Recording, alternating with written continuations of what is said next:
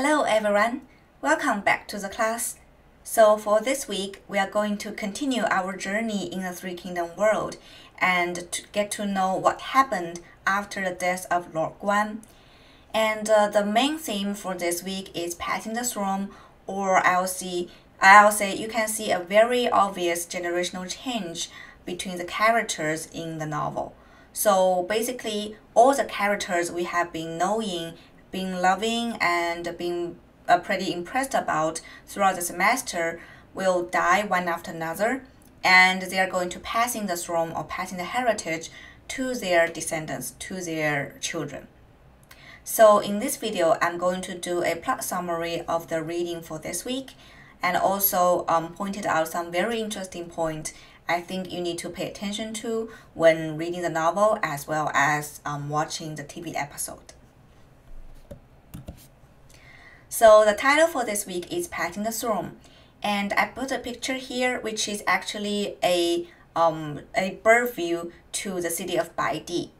So if you read the novel and you realize this small city is very important in the narrative because it is where Liu Bei retreated to, and also where Liu Bei died and passing the throne to his first son Ado.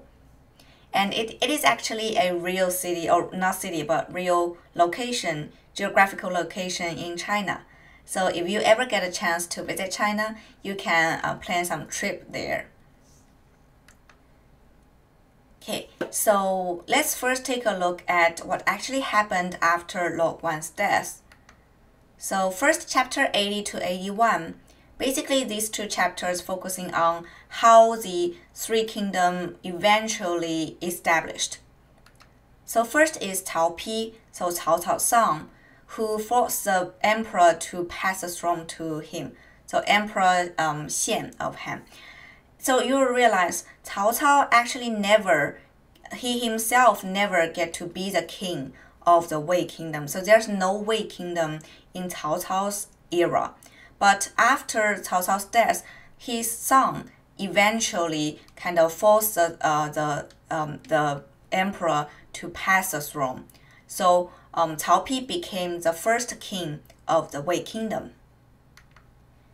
And also at the same time, or shortly after Cao Pi got to be the king of the Wei Kingdom, Xuande or Liu Bei also ascended the throne in Chengdu, which is the capital of the Shu Kingdom, and launched the revenge on the Wu Kingdom for Lord Guan and Zhang Fei. So at this point, both Lord Guan and Zhang Fei died, and somehow all related to the Wu Kingdom. So Xuande is very eager to launch the revenge to the Wu Kingdom and to revenge for his brothers. And later in chapter 84 to 85, we'll see first Lu Xun. If you still remember, he is the one who tried to stop Lu Meng from chasing Liu Bei. So he is the I would say the second Zhou Yu, or the Zhou Yu wise. He has ability similar to Zhou Yu, that kind of talent of how to make strategies and how to lead an army. So Lu Xun, general of the Wu Kingdom, defeat Xuande's army by the attack of fire. So you are going to find out by yourself how that actually goes. But it's kind of ironic because Xuande, if you still remember the Red Cliff, so it is Xuande and the Wu Kingdom combined. They used the attack of fire to defeat Cao Cao. But now Lu Xun used the same thing to defeat Xuande's own army. And later, Xuande have to retreat to the city of Baidi, so the title image in this PowerPoint, and he eventually died there. And later, he passed the throne to his his first son Ado, and let Zhuge Liang or Kong Ming be Ado's advisor. So that is basically what happened in these 4 chapters. So after Xuande and Cao Pi established their kingdomship, or they became the king or the emperor, we can now finally say the Three Kingdom is established. So in the north, that is the Cao family's territory, the king is Cao Pi, and here is the capital of the Wei Kingdom. And in the southwest, so the yellow area is the territory of Xuande, or the Shu Kingdom, and the circle is their capital, Chengdu. And the red area, of course, that is the Wu Kingdom. And here is their capital. So eventually, after they claim themselves to be the king or to be the emperor, the three kingdoms established. And at this point, we already passed more than half of the novel. And we are going to see how this actually three kingdom period lasted a very short period of time. And the whole China is being united later by the Sima family. So because the three kingdoms eventually established and their power is basically balanced, so which means none of them can defeat the other two easily. They need to find allies. That makes the whole situation very interesting in terms of how to plan for my military power and who should be my friend and who should I target as enemy, or which one I should conquer first and which one I should leave for later.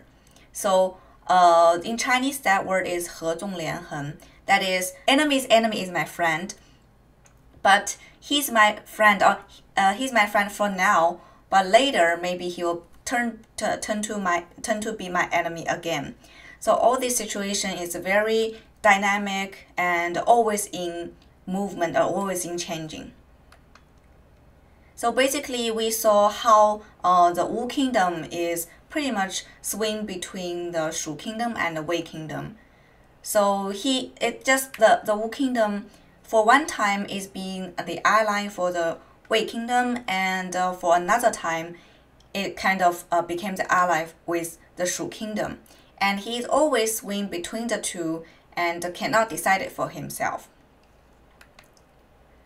And you'll realize for these kingdoms, or for in terms of a country, what matters is a profit. So profit always goes first, not the righteousness, not the friendship, not even kingship, but the profit.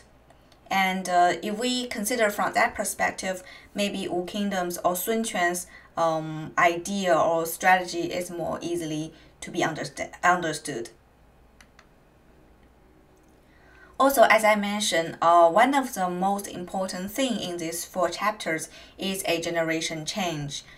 So basically, we'll see Cao Cao passing the throne to his son Cao Pi, and Xuande pass his throne to his son Adou. And also, we'll see some character development about all these characters we already know in previous chapters. So, for example, Xuande became pretty old, and even Zhuge Liang is old. And I think one thing very obvious, especially in the TV episode, is how Zhuge Liang is depicted very differently from when he was still in that Thatcher house and Xuande paid 3 visits to him. So I just put 2 screenshots here. The one in above is when Zhuge Liang is observing Xuande's death and kind of on his deathbed, listening to his last words and swear to protect Adou and help the Shu Kingdom. And the one on the bottom is the first time we saw Zhuge Liang in the whole episode. That is when he laid out the blueprint of the 3 kingdoms for Xuande I think in a very early time when Xuande pays the 3rd visit to his Thatcher house. So you can see not only he got more wrinkles on his face, but also his hair is getting gray and even a little bit white. And the whole impression is very different. When we first saw Zhuge Liang, we'll realize he is such a young genius and has a lot of energy and has a lot of scheme and a big plot, a big blueprint in his heart. He needs to fight out and do something. But now it's kind of, we'll see a Zhuge Liang, more mature Zhuge Liang, went through a lot and has been through a lot of struggle, getting old and getting tired. So that kind of character development is very vividly depicted in the TV episode. If you only read the novel, it may not be that imagery in your mind, how a person can be aged throughout the time. But if you watch the TV episode, that is very obvious.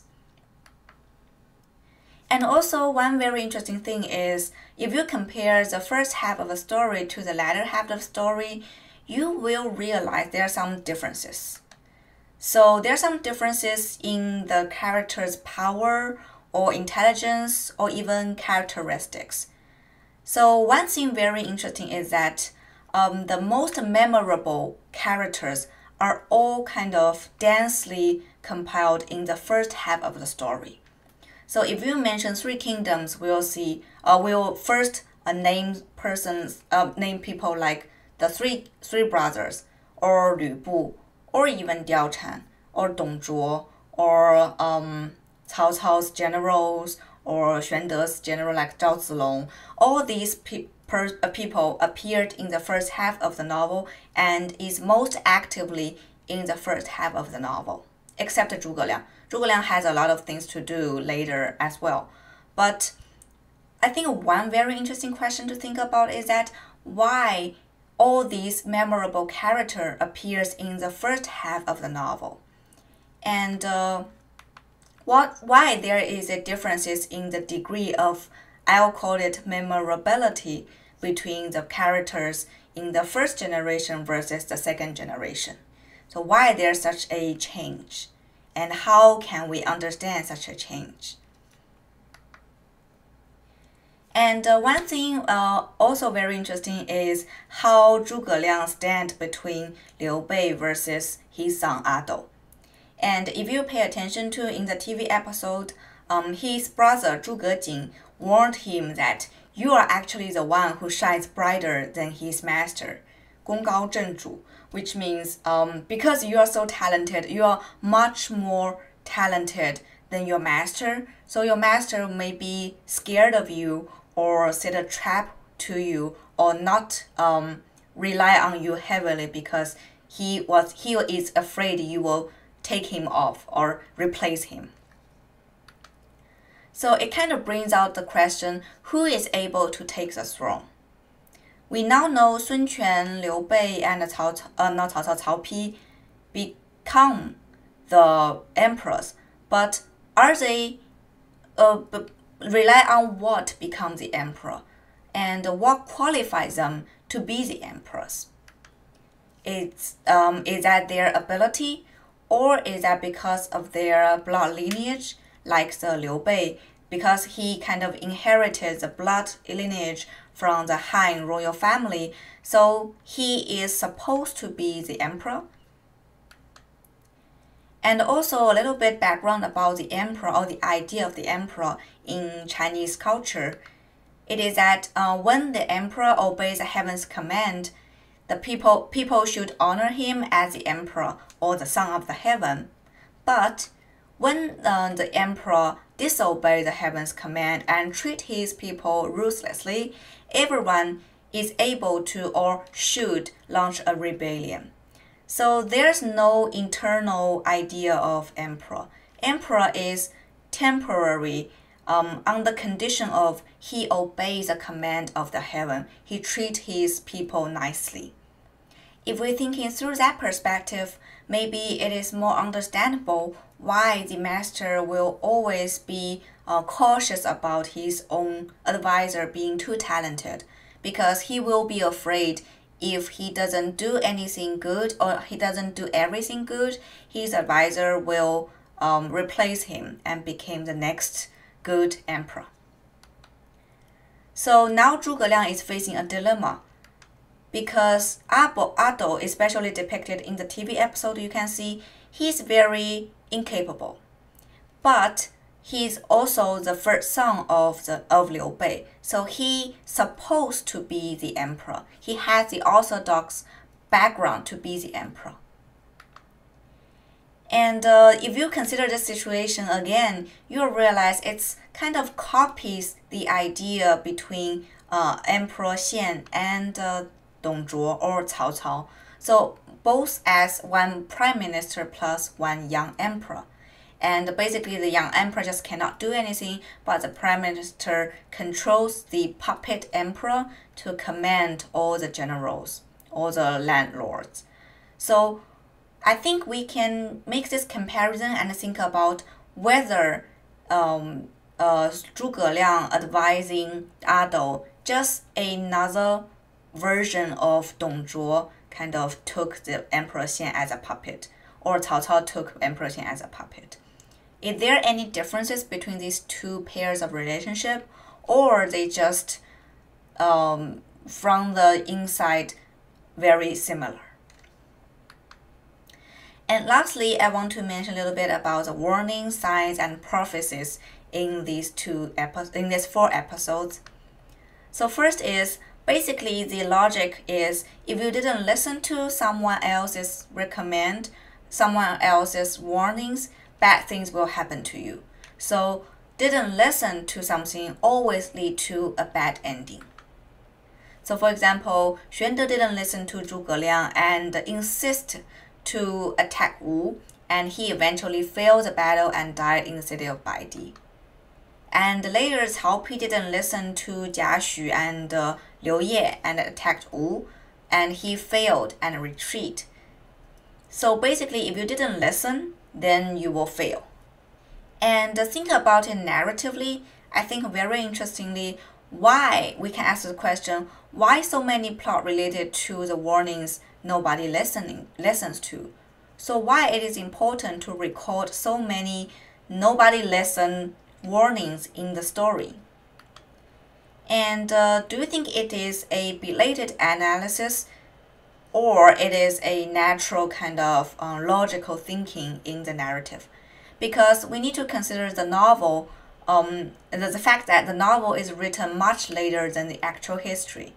So that could be a later interpretation on the facts, or it's a plot design by the author. And it is a very interesting question to think about. And also the last question is, where is the position of us readers? So we read all these stories, we saw those warnings, and we got that kind of thinking pattern. If you see a warning not be followed, then something bad will happen. So that kind of thinking pattern, where does it comes from? And why the author tried to portray to us or presented to us such a pattern, and why that is important for the whole story.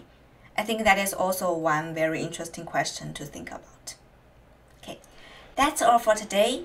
I really hope you enjoy the novel as well as the TV episodes. Don't forget to leave your comments down below, and I will see you on Wednesday. Bye!